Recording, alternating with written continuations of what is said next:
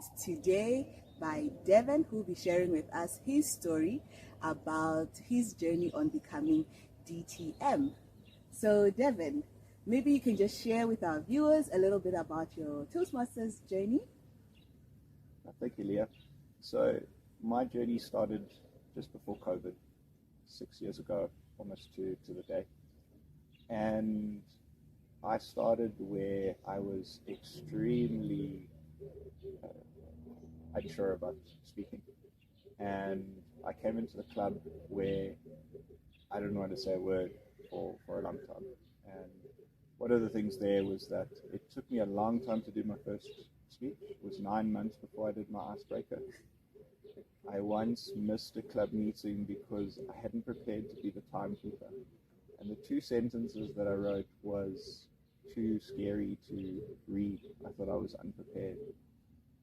And it was only really when I got really involved in Toastmasters that I started to come out of that shell. And it was through COVID.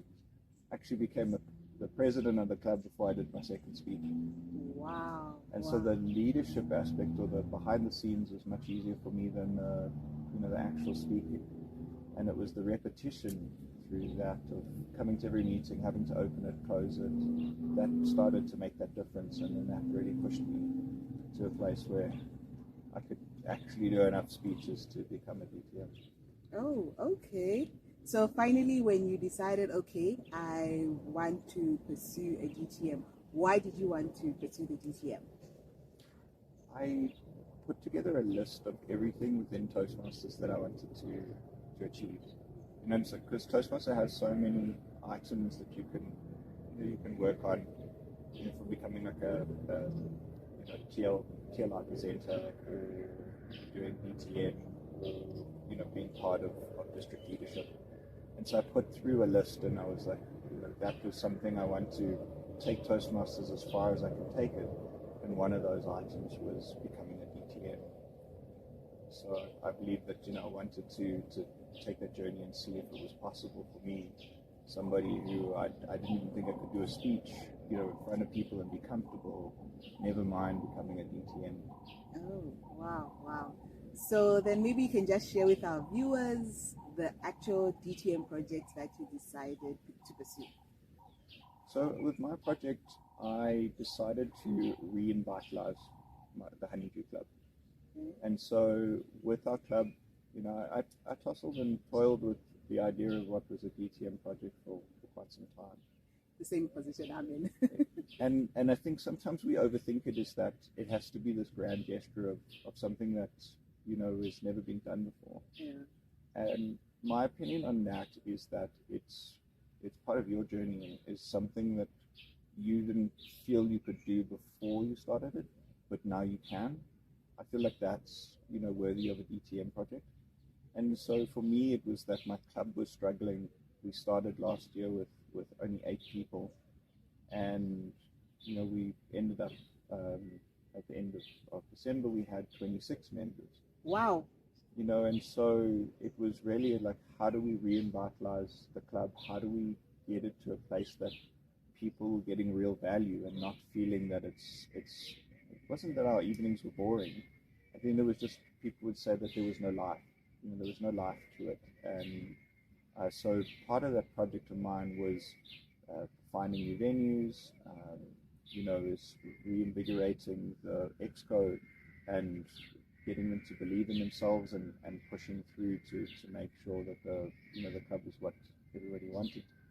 And really coaching from the side to make the club something that now I can walk away from, still be involved, but on a sort of a incumbent level of being able to, when they need me, I'm there as an advisor, but I no longer run the club.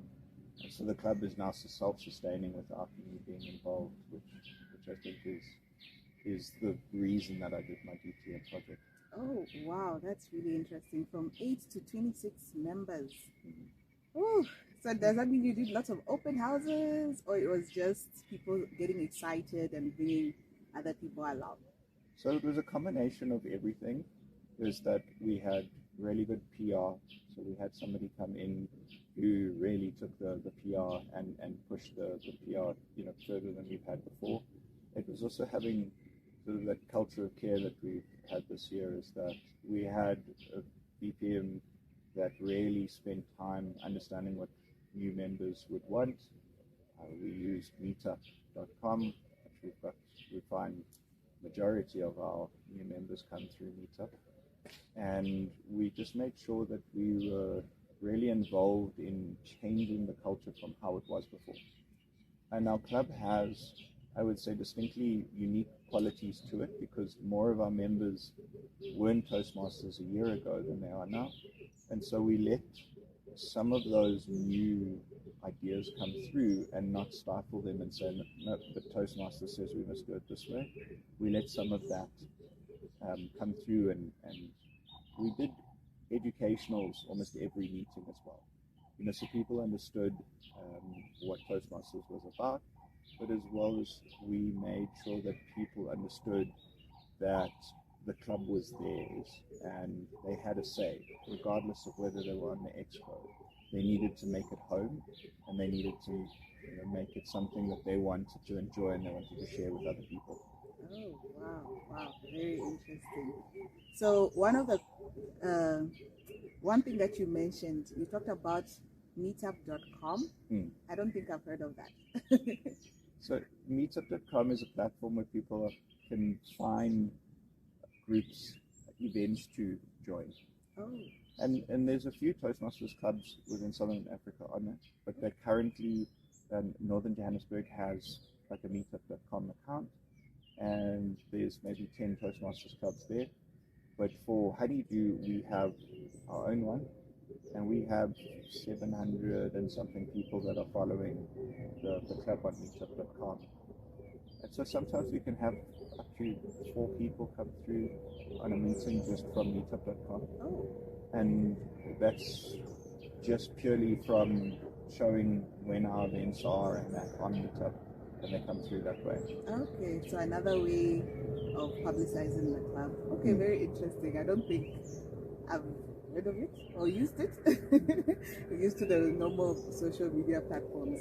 So normally one of the questions I also ask my guests is your DTM project. Okay, it sounds like it's something that anybody they can manage to do. So have you heard of other DTM projects that maybe other people have done, just so we can have more ideas of what people can pursue as they are on that journey of becoming DTM? Certainly. I saw one, I believe it was from Lucinda Harmon. Hers was listed in some of the Toastmaster documentation at one stage. And that was providing new policies and processes for the clubs.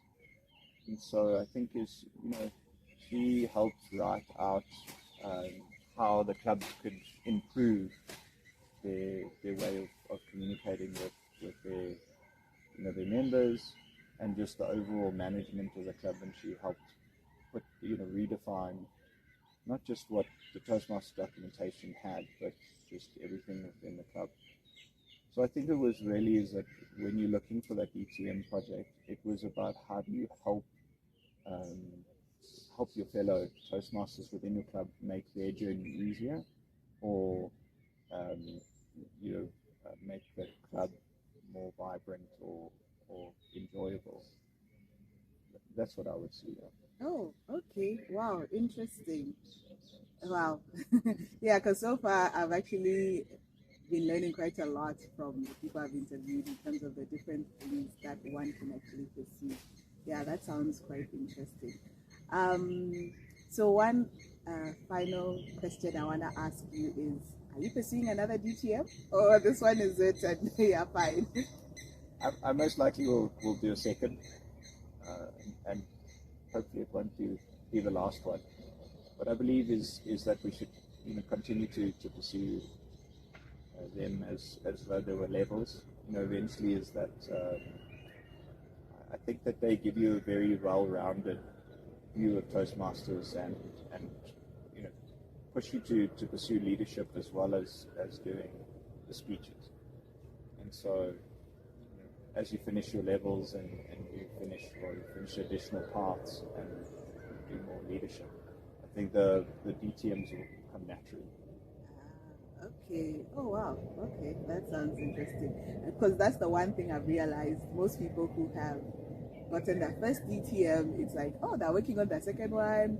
So it seems like once you have gone through the process, people tend to enjoy it and they want to continue to pursue it. And really, so have you already started pursuing it or not yet?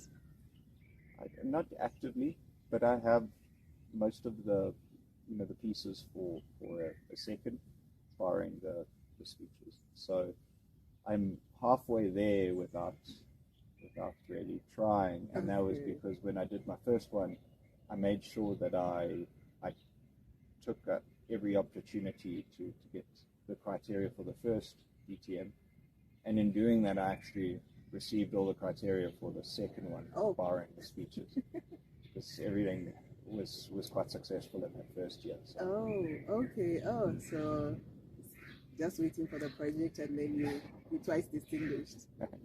Okay, wow. No, thank you so much, Devin, for joining us today on Becoming DTM and sharing with us the project that you undertook, definitely giving our viewers more ideas of what one can pursue. And I like the fact that you had the struggle, because that was also the reason why it has taken me so long to pursue mine. Thank you so much, Devin.